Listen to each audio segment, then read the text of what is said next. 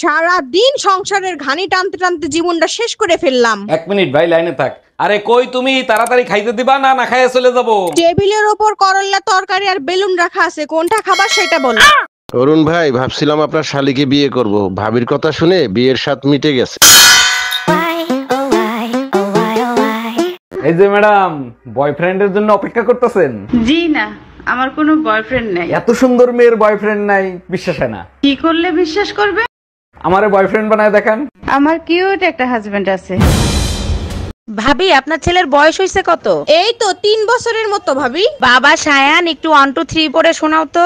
1 2 3 4 5। অনেক সুন্দর হয়েছে। 6 7 8 9 10।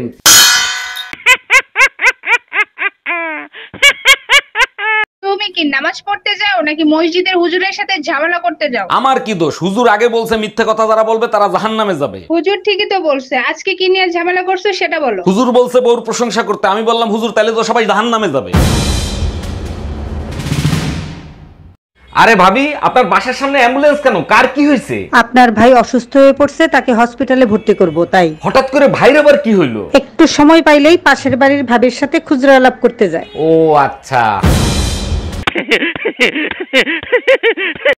এই, এত সকাল সকাল কোথায় যাচ্ছ তুমি? আমি যাচ্ছি ভিটামিন ডি খাইতে। তোমার কোনো সমস্যা আছে? আজকে ছাদে গিয়ে কোনো লাভ নাই। কেন, আজকে সূর্য ওঠে নাই? সূর্য উঠছে, কিন্তু ভিটামিন ডি বাপের বাড়িতে ও গেছে। আচ্ছা।